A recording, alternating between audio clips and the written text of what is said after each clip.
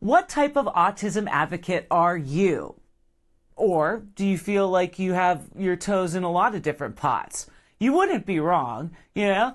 And today with me on the show is Jeanetta Bryant. She is the founder and CEO of Abilities Workshop, but she also wrote a very cool book, and you're going to love it. It's called Autism Advocacy Interrupted. And with me on the show is Miss Jeanetta Bryant. Hi, Jeanetta. How you doing? Doing well. I'm excited to be here with you. You know, let's jump right in. What are the 4 types of autism advocates, and can you explain each one? Absolutely. Autism Advocacy Interrupted is a combination of all of these different ideologies, right? Inside of our autism spectrum, we have so many different paths that you can go down in order to be an advocate in today's world. And so sometimes you just need to understand what somebody else is working on so that we don't step on their toes and we can appreciate what they're trying to add to the community. And so in this book, we go into 4 different types. Overgeneralizations for sure, and oftentimes people will consider themselves from a couple of the different buckets. So disclaimers out of the way. The first is revolutionists. Those are the parents that often have children that are more medically impaired with the symptomatic behavior, like they have serious medical issues, they have serious nutrition issues, behavior issues, sleep problems. They're really climbing a steep mountain before them. And the idea behind introducing the revolutionalists, which are ultimately fighting for their child's independence, is that we want people to understand that when somebody is trying to go down the path of nutrition or medical information or trying to help their child in those respects, that it is important for that family and for that child to be able to thrive. It's not about changing who they are. It's they need this in order for their child to be successful in life, right? Right. And so that's the revolutionalist. And sometimes they're at odds with one of the other groups that we'll get to in just a moment. Okay. But just remember that those parents are going on little sleep, little money, a lot of exhaustion on all fronts. And For sure. the kids are, really symptomatic is probably the best way to put that. Then we have our trailblazers. Our trailblazers are the advocates that are fighting for bureaucratic change, whether that's government or whether that is I can think of like 14 of them right off the top of my head. right. So, whether that's at the schools or whether that's with the government benefits, whatever that might look like. And in those cases, the parents usually have a child that's been diagnosed just a little bit later. So maybe they were 10 or 12 and they were masking things pretty well. And they're having to fight to say, my child needs these support services. And I just want everybody to pause for just a second and understand what an emotional trauma that must be for that parent, right? When every other parent is saying all of the great things that their children are doing and are bragging on their children, for them to be standing there and talking about their deficits and screaming their deficits, which is nothing a parent ever wants to have to do, and nobody hearing them, it's a terrible spot to be in, but they're trying to blaze a trail for their child to have success ultimately, and they're willing to go to the mat to do that. So we have our trailblazers, and then we have our mavericks. And our mavericks are an interesting group of folks. And the reason that they're so interesting is because they might have graduated into being an adult with autism because they were diagnosed when they were 3. Or they might be an adult with autism that is 54 and they were diagnosed last year. So that's kind of like this huge wild, wild west of self-advocacy. Yeah. And so you have all these people that say, I have autism and you should listen to me, but you don't know their backstory of what qualifications, and it's not that you have to be qualified to have autism, but what led them there? What are the things that have had them arrive in this moment in time? And each of their stories are going to be uniquely different, but they still, under one umbrella, have one mission. And the mission for most of our mavericks is social acceptance and employment opportunities. And so they're out there looking for people to better understand them and give them a chance in order to move forward in employment or in order to help their lives better be enriched. So the concept for our mavericks is that it's a mixed bag of people, but we want them to be successful. So you oftentimes have your mavericks and your revolutionists, sometimes at odds because they see each other so differently. Sure. But the reality is that we want all of these groups to be successful. We want our revolutionists to have our kids get to independence. If they can arrive at independence, don't we want them there? And then once they are in independence, we want the Mavericks to have been successful because we want them to be able to get employment and have social opportunities. Right. And the Mavericks that are out there that are fighting for this, really, they do want their counterparts that have that more severe symptomatic behavior to be able to proceed past that. It's just that you get so caught up in your own mission that you sometimes don't understand what somebody else is trying to advocate for. Right. And then the fourth group, which is the elusive group that you're counting right now, you're like, well, you've said 3. Yeah, right. Go with 4. The fourth one are disruptors. And that can be anybody at any time.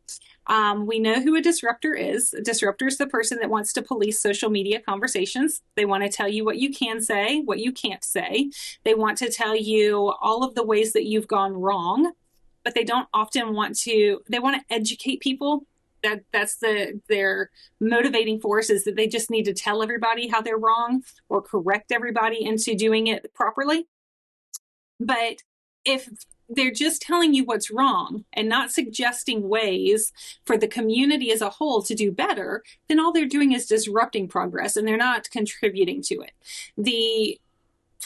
So, you might think, a disruptor, but I kind of look at them a little bit differently. These are people that are passionate about our community. They have time and they have energy.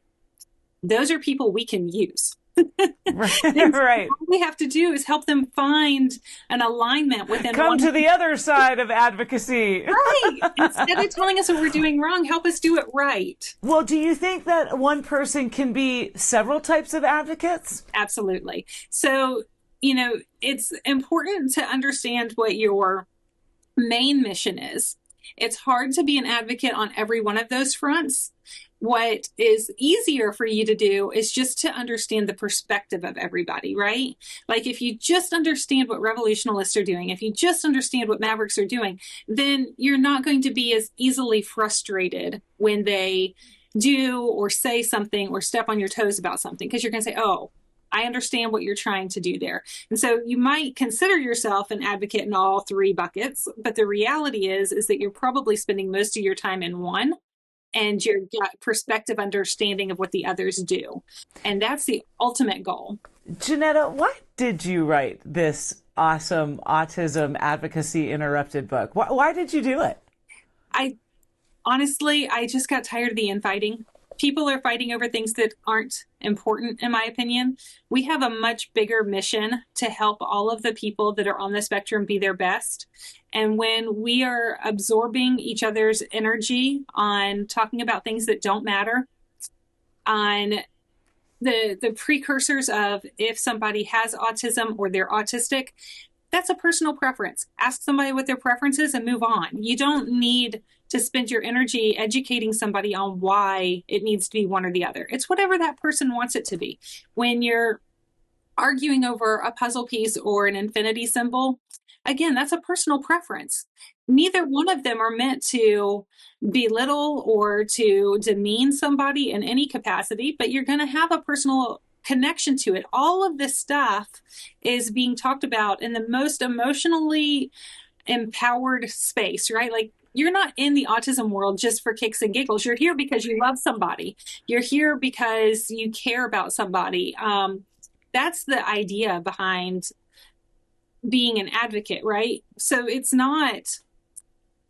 just not necessary for us to find reasons to disagree with one another. It's more necessary for us to find reasons to agree so that we can actually make an impact. And move forward. With me today, Jeanetta Bryant. She's the founder and CEO of Abilities Workshop. She's also this author of Autism Advocacy Interrupted. When we get back, we're going to find out some personal stories that you find in the book and a little bit more about our Abilities Workshop. Stay with me. Don's Tree Service is awesome. Love Don's Tree Service. They've come out for a giant oak tree removal, another for some debris removal. One thing I really appreciated about Don's Tree Service, they come, they take those trees down, and they take everything away. For a free estimate, call Don's Tree Service, 770-413-TREE, or find them online at donstree.com. Welcome back to Life with the Spectrum. I'm your host, Gina Cavalli. With me today, Jeanetta Bryant. She's the founder and CEO of Abilities Workshop and also the author of Autism Advocacy Interrupted, where we've just discussed the 4 different types of advocates out there. I love some of the personal stories that you've kind of ingrained in almost every single chapter in the book, Jeanetta. Do you feel like these people, what were they really advocating for? What do you see for their futures in their fight for the good fight, really? Yeah, I just thought that it was really important to give personal details from some of these different families. I have the unique opportunity to talk to a multitude of families all year long. You do. And everybody's walk is so different, right? Every person out there that has experienced an autism diagnosis has a very unique story to tell. And the moment that any one of us necessarily are saying that we're the poster child for autism, then we've taken away all of the validity of somebody else's experience. And so understanding how wide the spectrum is paramount to everything. We all have to be able to see that our story is important, but our story is only one thread of the fabric. It's not the entire tapestry once it's said and done. And so understanding what it looks like through the eyes of a person that had severe symptoms as a child and now is living independently, what it looks like for a family member that might be dealing with somebody with some really hard medical decisions that might not ever live independently, or an adult that never was able to move out and be independent versus somebody that was able to get married and be able to live a full and meaningful life and was diagnosed, either as a child or later in life. It's just, like I said, it's a tapestry, and it's a really beautiful tapestry. But we can't ever think that our thread's the only one. And some of the stories in here really do touch you to the core. Jeanetta, I would be remiss not to ask you a little bit about your Abilities Workshop down there in Orlando, Florida. What is that all about? What does your organization do down there to really make a difference? What kinds of fun things do you have on the calendar for 2026? Sure, thanks. Abilities Workshop is a national nonprofit. We're based in Central Florida, and our goal is to help every person with any type of special needs be their best. And I know that that's a lofty goal, but the reality is that it's often resource-based. People just need to know, where do I find this? How do I get in touch with that? What does this mean? And as many families as we can talk to or guide, that's what we're going to do. So we have programs for the newly diagnosed. We have them for people that have been on the journey for a while, for people transitioning into adulthood, for families in crisis. We have programs for gen ed teachers and for faith organizations, whether that's your church and trying to help grow a congregation, or a general ed teacher that's just trying to better understand some of the students in their class. It's important here at Abilities for us to treat this community support as a 3-legged stool.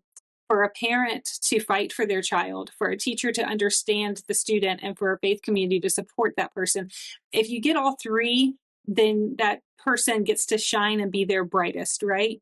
It's not that they can't shine with only 2, but if we can get all 3, that's the trifecta, and that's where we get to see the most progress inside of lives. So that's our goal, is to give the support that we need in all of those areas. And in fact, to add to your point about connecting people with resources, Abilities Workshop goes a step further and puts out these wonderful publications a couple times a year for the Tampa, Orlando area, for the Atlanta, Jacksonville area. And you connect people with resources right there, boots on the ground in that area. I was blessed enough to be in the Bright Side Abilities Workshop publication, and I was giving them out to everybody here in Atlanta, like, here you go, take this.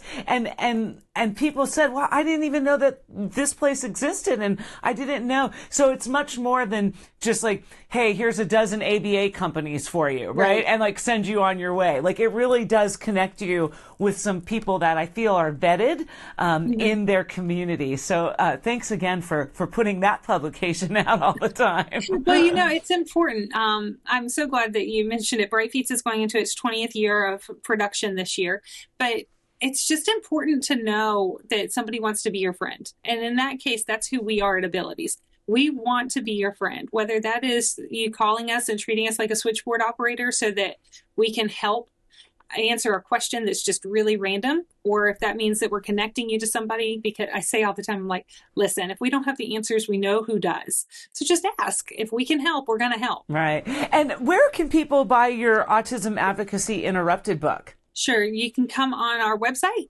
abilitiesworkshop.com/book. Or you can go to Amazon and look it up. Depends on how fast you want the shipping to get to you, but probably Amazon's a little faster.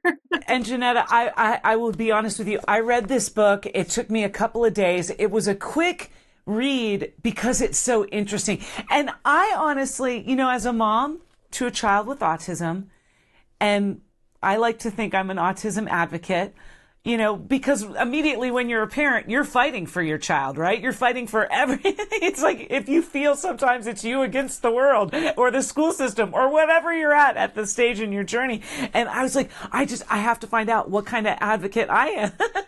So it is a great read for people, definitely both on and off the spectrum. If you are an advocate, if you've been thinking about becoming an advocate, all of these wonderful things all in this one book, and you can grab it through the Abilities Workshop website, like you said, right? What is that again? It's abilitiesworkshop.com/book. And on Amazon. Or you can go to Amazon. Like I said, the shipping from Amazon's probably a little faster. So I have to ask you then, did you identify with one of the buckets or multiple of the buckets? I kind of feel like I did with a couple of buckets. Okay. I don't know, and I don't know if I need to pull back because you know how like it's just like this in life. Like sometimes you need to stay in your own lane, right? And master that before you start branching out. And so I don't know if I'm a trailblazer mixed with a revolutionist. I kind of felt like there were little bits of pieces in all four, not all four buckets, but three of them for sure. Yeah, I agree with you. So here's the challenge that I'll pose to anyone that's taking time to listen, and I do appreciate anyone's interest in this. But I often, when I talk to groups of people, I'll ask how many people in the room are autism advocates, and many times everybody raises their hand. Raise my hand, right. The challenge is to be an advocate for everybody on the spectrum, not just your loved one.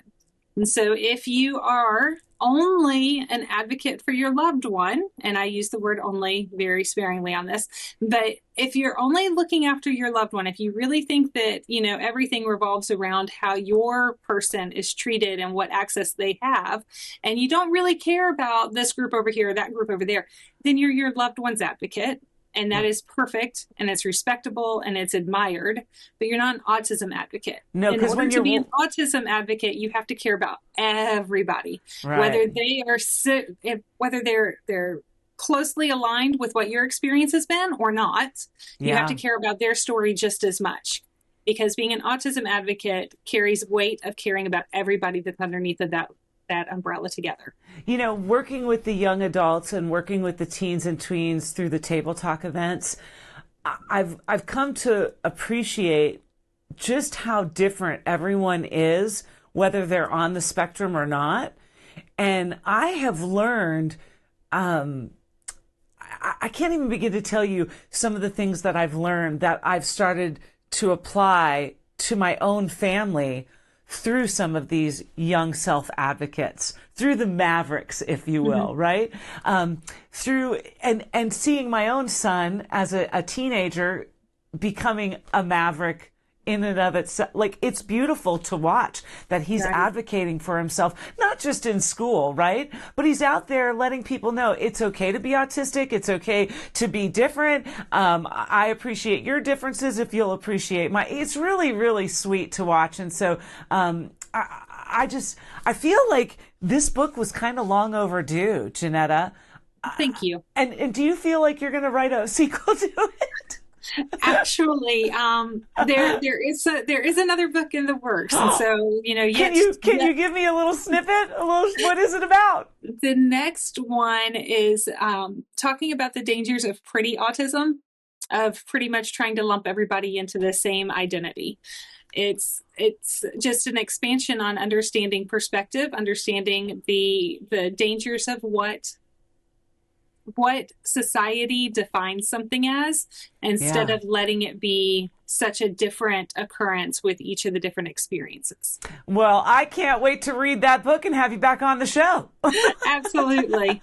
I'm just excited to be here today with you. Thank you. I get asked by many parents, like, hey, Gina, I really want to do this, or hey, how do I get started with that? You know what? Pick up this book before you start anything. Autism Advocacy Interrupted. Because you might decide that you want to be this type of advocate, or you want to be that type of advocate, or you don't want to do anything with advocacy after you read it. I mean, there really is, if you have a law degree, you want to be a trailblazing advocate so you can make real change at the local, county, city, national level, right? Or maybe you're a revolutionist. Maybe you're a self-advocate and a maverick, or, whatever kind of advocate you are, please take the time to read this book. You'll be amazed with what you learn. And some of the stories in there that are shared by families are just so profound, so profound.